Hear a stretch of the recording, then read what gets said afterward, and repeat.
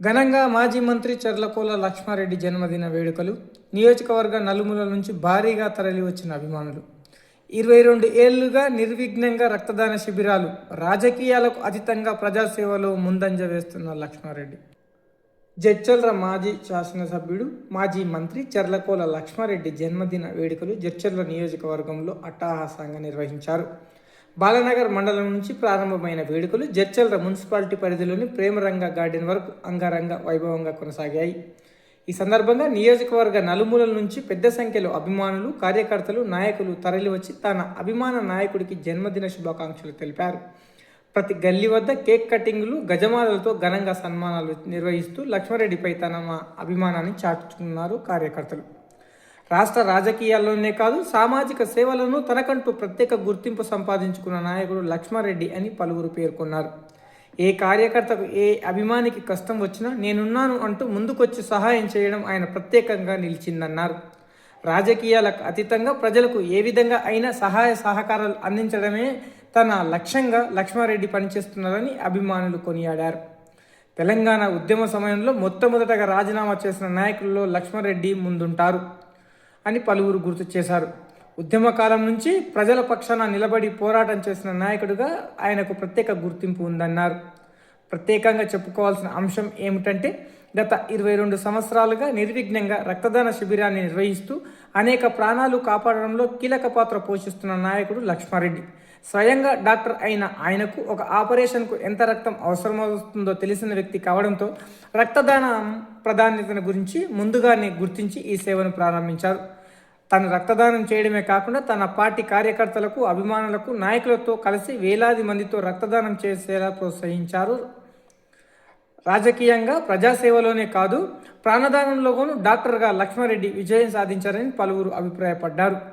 ఒక నాయకుడిగా నువ్వు ఏం సాధించావని ఎవరైనా ప్రశ్నిస్తే గర్వంగా నేను నా అభిమానులు, నా కార్యకర్తలు ప్రజల కోసం రక్తాన్ని దానం చేశాం అని చెప్పుకునే స్థాయికి ఆయన సేవలు నిలిచాయని నాయకులు అన్నారు.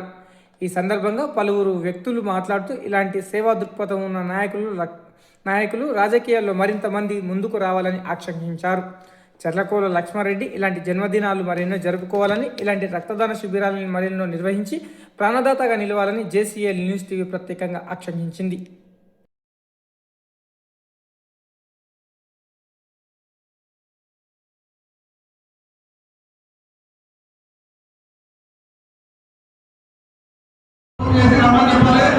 అందరితో రక్తమిత్రుడు చూసుకోవాలని నేను కోరుతా ఉన్నాను.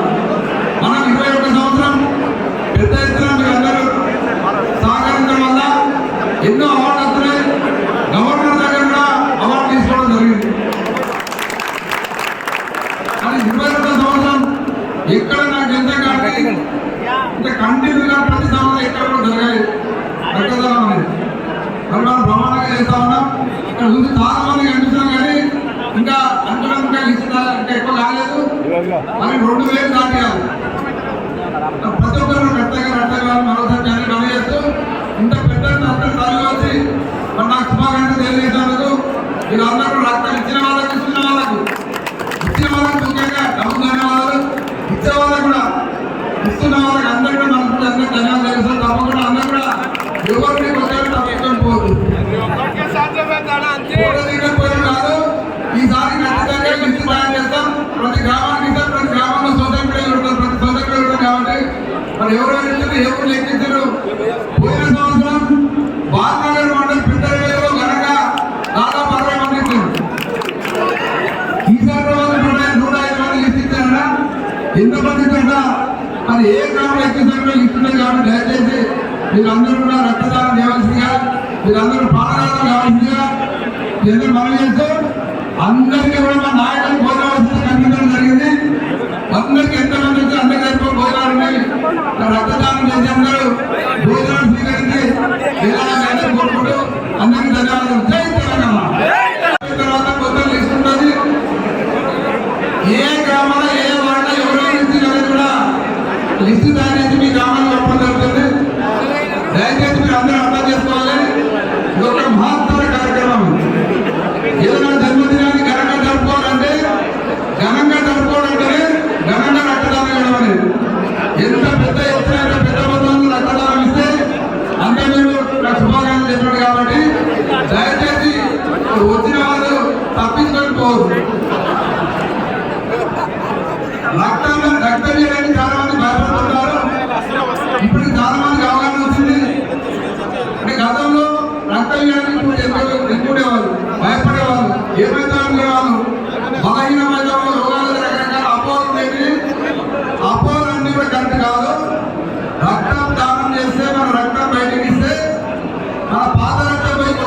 తయారవుతుంది. ఇంకో 10 మంది మనం దానం చేసినట్టు అవుతుంది, 10 మందికి ప్రాణదానం చేసినట్టు అవుతుంది. మన అపోలతో కొంతమంది అపోలు పడతారు, చాలా మంది అవగాహన ఉంది కానీ ఇంకా కొంతమంది అపోలు పడతా ఉన్నారు. ఎవరు కూడా అపోలు పడవద్దు. 3 నెలలకు ఒకసారి ఇవ్వచ్చు, కొంతమంది 100 సార్లు ఇస్తున్నారు వాళ్ళ లైఫ్ టైంలో. అది ప్రతి 3 నెలలకు ఒకసారి రక్తం ఇచ్చినా మనకు ఒక రక్తం తయారవుతుంది. కానీ మీరు 3 నెలలు కాకుండా సంవత్సరానికి ఒకసారి సరే తప్పకుండా నాతో రక్తం ఇవ్వాలి.